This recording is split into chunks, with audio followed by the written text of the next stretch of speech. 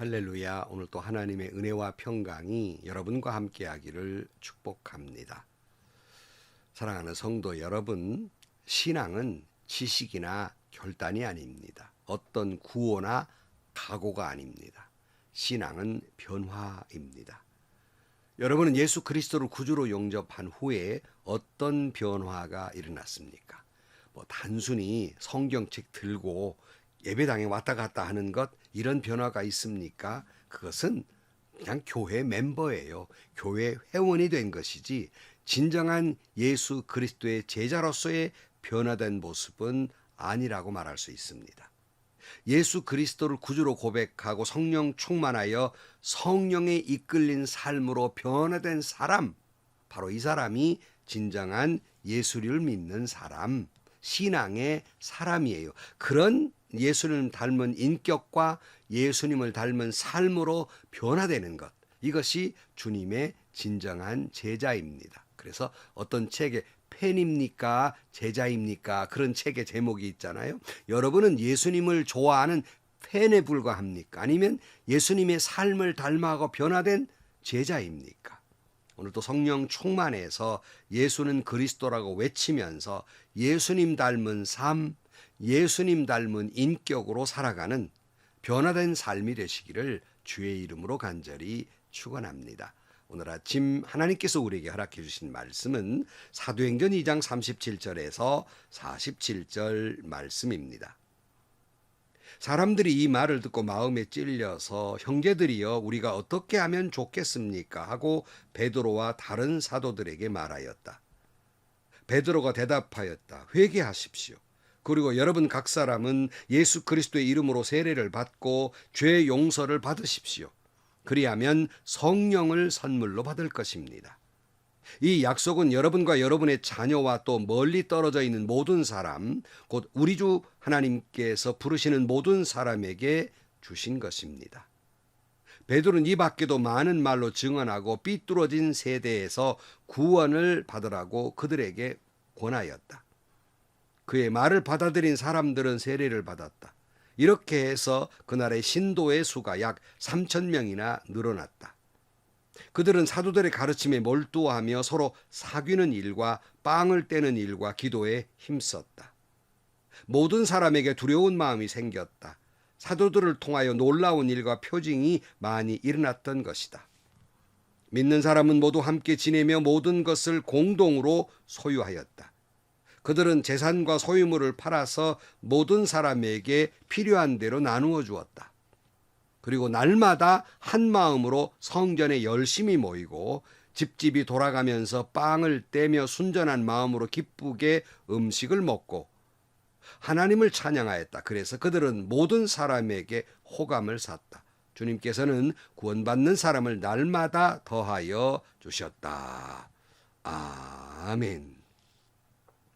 자, 제가 베드로의 설교가 세 부분으로 나눠졌다고 말씀을 드렸습니다.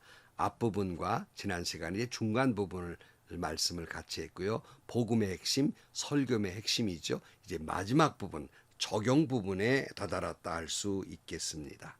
베드로는 너희가 십자가에 못 박아 죽인 예수 그리스도는 이미 구약시대 때부터 약속된 말씀이고 그 약속대로 하나님께서 보내주신 메시아이다. 이렇게 이야기하고 있어요.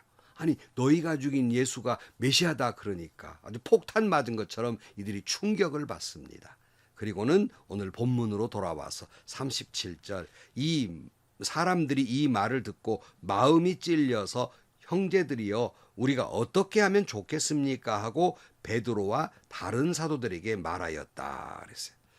이게 진정 예수를 만난 영혼의 모습이에요. 이 어찌 알고 진정으로 하나님의 말씀을 받아들인 사람의 모습에 어찌 알고 베드로가 예수님을 처음 만나서 메시아임을 깨달았을 때 그가 반응이 뭡니까? 주여 나를 떠나소서 나는 죄인입니다. 어찌 알고? 이게 첫 번째 반응입니다. 여러분은 설교를 들으면서 어찌 알고 주여 나를 떠나소서 저 말씀 들으니까 내가 죄인입니다 하는 그런 고백이 있습니까? 예수님은 영적인 사막이 되어버려서 말씀을 들어도 감격이 없고 회개함 없는 세대를 비유해서 이렇게 말씀하셨습니다. 마태복음 11장 16절 말씀에 이 세대를 무엇에 비길까? 마치 아이들이 장터에 앉아서 다른 아이들에게 이렇게 말하는 것과 같다. 우리가 너희에게 피리를 불어도 너희는 춤을 추지 않았고 우리가 곡을 내도 너희는 울지 않았다. 여러분은 말씀을 들을 때 마음에 찔림을 받으십니까? 여기 찔림을 받았다는 말은 관통했다는 말이에요. 여러분은 설교 말씀을 들을 때 그 말씀이 여러분의 영혼을 그냥 관통하듯이 그렇게 그 말씀의 은혜가 있습니까? 그 말씀이 여러분의 인격을 관통했습니까? 여러분의 삶을 관통했습니까? 안타까운 것은 정말 목사님들의 주옥 같은 말씀을 듣고 있으면서도 아무런 느낌이 없어요. 영적인 나환자가 되어버려서 무감각해요. 영적으로 사막이 되어버렸습니다. 감격도 없고 찔림도 없고 뭐 그저 그래요. 하나님의 말씀이겠지 하는 거예요. 그러니 신앙생활에 감격도 감격의 눈물도 회개의 눈물도 없는 신앙생활이 마치 시체와 같은 신앙생활이 되고 만 거예요. 얼마나 안타까운 일인지 알 수 없습니다. 그런데 이 말씀을 듣고 계시는 목사님 여러분, 여러분의 설교는 예수 그리스도를 십자가 언덕에서 계신 그 골고다 언덕의 고난과 그 은혜를 설교하셨습니까? 그리고 여러분의 성도들을 그 십자가 밑으로 여러분을 이끌고 내려오고 계십니까? 십자가 은혜의 감격을 가슴에 안고 성도들을 세상에 나아가 복음을 미치며 살도록 그들의 삶이 변화돼서 예수님의 삶을 닮아간 삶을 살라고 그렇게 외치고 계십니까? 아니면 여전히 그냥 십자가 밑에서 십자가만 추모하고 계십니까? 설교를 듣는 성도들의 마음에는 늘 이런 질문이 있음을 목사님들은 알아야 됩니다. 목사님, 알았습니다. 예수님 십자가 은혜로 우리가 구원받았음을 알았습니다. So what? 어쩌란 말입니까? 그런데 내가 십자가 은혜로 구원받은 걸 알았는데요. 내가 아멘 했습니다. 근데 여전히 내 삶은 고통이 있고 실패가 있고 질병이 있고 배신의 아픔이 있고 어려움이 있습니다. 그러니 어쩌란 말입니까? 하는 늘 질문이 있다는 사실을 알아야 됩니다. 십자가 없는 설교는 설교가 아니지만 십자가를 믿는 구원받은 백성들의 삶에 대한 적용이 없는 것도 설교가 아닙니다. 그 말씀을 들은 성도가 구체적으로 십자가의 은혜를 안고 어떤 삶을 살아야 하고 하루하루 순간순간 어떻게 그 삶에 적용을 시키며 살아야 할 것인가, 그 성도들의 손에다가 그 영혼 깊은 곳에다가 쥐어야 하는 것입니다. 뭐 감동받으면 알아서 하겠지, 아멘 했으니까 살겠지, 아닙니다. 설교자는 그 말씀을 가지고 어떤 삶을 살도록 구체적으로 적용해 주어야 하는 거예요. 왜 내 설교가 드라이하고 왜 성도들에게 은혜가 없을까? 바로 이런 부분들이 약해서일까 하는 생각을 가져보게 됩니다. 베드로는 구체적인 삶의 적용을 제시합니다. 38절, 베드로가 대답하였다. 회개하십시오. 그리고 여러분 각 사람은 예수 그리스도의 이름으로 세례를 받고 죄 용서를 받으십시오. 그리하면 성령을 선물로 받을 것입니다. 이 약속은 여러분과 여러분 자녀와 또 멀리 떨어져 있는 모든 사람, 곧 우리 주 하나님께서 부르시는 모든 사람에게 주시는 것입니다. 말씀을 전한 다음에 예수는 그리스도라고 말씀을 전한 다음에 베드로는 성도들에게 제1번 적용은 회개하라는 것이었습니다. 회개하고 성령을 받으라는 것이었습니다. 모든 사람에게 주시는 은혜라는 말이에요. 이것이 제1번의 적용점이었습니다. 그리고는 40절, 베드로는 이 말 밖에도 많은 말로 증언하고 삐뚤어진 세대에서 구원을 받으라고 그들에게 권하였다. 그의 말을 받아들인 사람은 세례를 받았다. 이렇게 해서 그날의 신도의 수가 약 3,000명이나 늘어났다. 이 삐뚤어진 세계에서, 삐뚤어진 죄악된 세계에서 구원을 받으라고 권했다. 단순히 예수 믿고 영혼의 구원 받으라는 말만이 아니라 이 삐뚤어진 세대, 올바르지 못한 세대에서 거기에 붙들려 살지 말고 예수 안에서 그리스도인으로 삶을 살아가라는 구체적인 삶의 적용점을 이야기하고 있는 거예요. 그러니까 이 말을 들은 사람들이 감동을 받고 세례를 받고 그래서 그날이 3천 명이나 구원을 받았다 하지 않겠습니까? 그리고는 이 말을 듣는 사람들의 놀라운 변화가 구체적인 삶의 변화가 일어납니다. 42절. 그들은 사도들의 가르침에 몰두하며 서로 사귀는 일과 빵을 떼는 일과 기도에 힘썼다. 모든 사람에게 두려운 마음이 생겼다. 사도들을 통하여 놀라운 일과 표징이 많이 일어났던 것이다. 그랬어요. 베드로의 설교를 듣고 회개하고 세례받는 사람, 더욱이 사도들의 그 가르침이 더욱 열심히 했고 말씀을 배우기를 몰두합니다. 그리고는 성도의 교제와 성만찬이라고 그래도 애찬이라고도 하는데 이 일을 통해서 예수 안에서 하나가 되어 갑니다. 놀라운 기적이 나타나기 시작해요. 눈에 보이는 기적이 나타나기 시작한다고요. 이론이 아니란 말이에요. 무슨 구호가 아니고 결단이 아니에요. 눈에 보이는 변화가 일어나기 시작하는 겁니다. 말씀을 배우고 예배하고 기도하고 성찬을 나눌 때 성령 충만해서 놀라운 기적을 경험하게 됩니다. 이것이 그들의 신앙생활입니다. 이들의 신앙생활이 변해서 생활신앙으로 이어지게 되는데요. 44절 믿는 사람은 모두 함께 지내며 모든 것을 공동으로 소유하였다. 그들은 재산과 소유물을 팔아서 모든 사람에게 필요한 대로 나누어 주었다. 그리고 날마다 한 마음으로 성전에 열심히 모이고 집집이 돌아가면서 빵을 떼며 순전한 마음으로 기쁘게 음식을 먹고 하나님을 찬양하였다. 그러니까 이들은 신앙생활에서 누리는 하나님의 은혜가 구체적으로 생활신앙으로 변화가 됩니다. 생활로 이어지게 된다는 거예요. 무엇보다도 첫 번째 변화는 아까 신앙생활에 베드로가 첫 번째 회개하라 했잖아요. 삶의 적용에 그 회개한 사람의 첫 번째 적용점은 사랑입니다. 그래서 우리 신앙생활은 수직적으로 하나님과의 기쁜 관계, 회개함으로 죄의 담이 무너지고 하나님과 아름다운 관계를 유지한다면 그것으로 그쳐서는 안 되고 수평적으로 이웃을 사랑해야만 하는 거예요.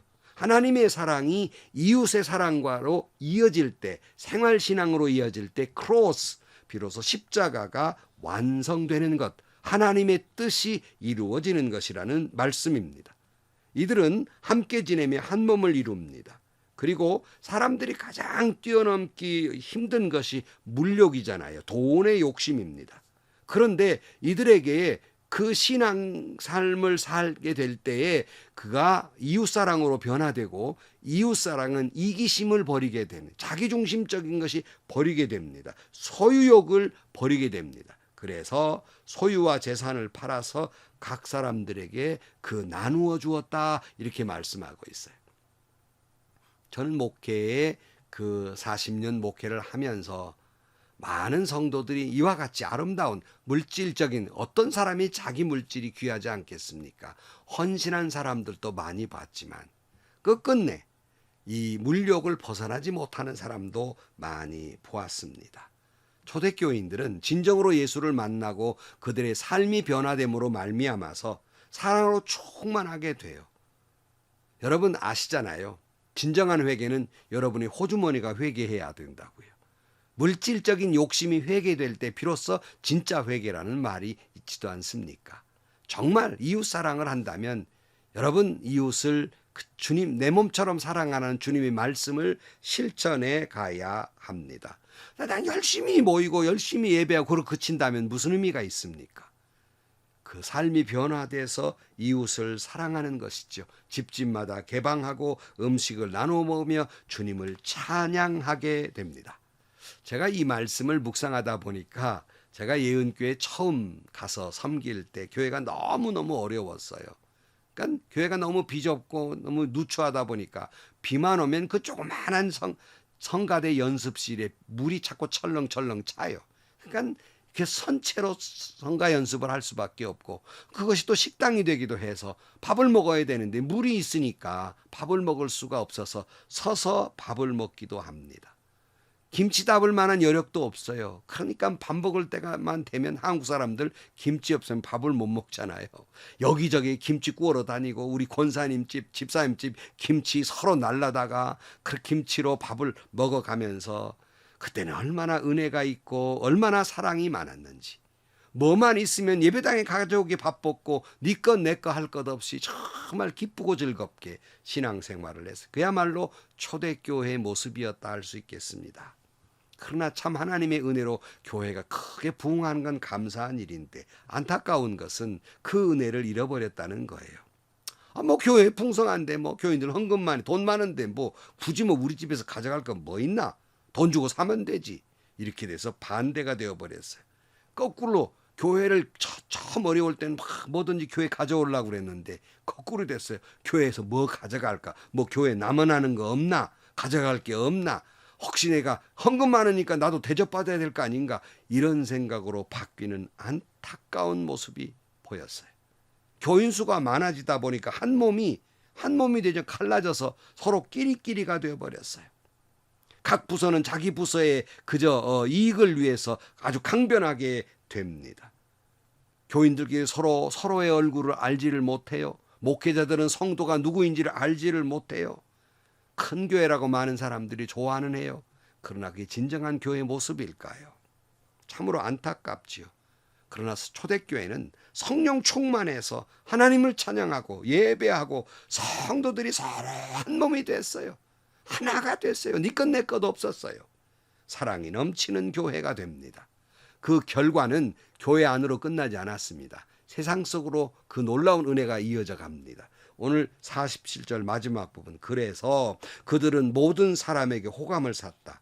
주님께서는 구원받는 사람을 날마다 더하여 주셨다.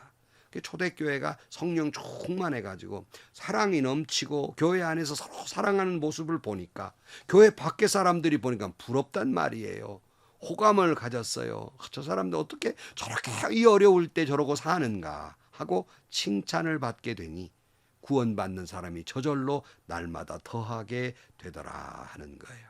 여러분, 교회가 교회다운 모습을 하면 세상으로부터 칭찬을 받고 구원받는 사람이 날마다 저절로 늘어날 거예요.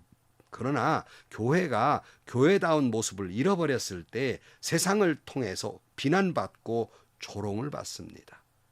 여러분에게 묻습니다. 오늘 한국교회는 아니 여러분이 섬기는 교회는 세상으로부터 칭찬을 받고 있습니까? 아니면 비난과 조롱을 받고 있습니까? 바라기는 여러분이 섬기는 교회는 물론 하나님께 칭찬을 받아야 하고 그게 최우선이죠. 나아가서 세상 사람들로부터도 칭찬받는 교회가 되기를 축복합니다. 나 저런 교회 한번 나가서 봤으면 좋겠다. 나는 예수는 안 믿는데 저 교회 참 훌륭한 교회더라.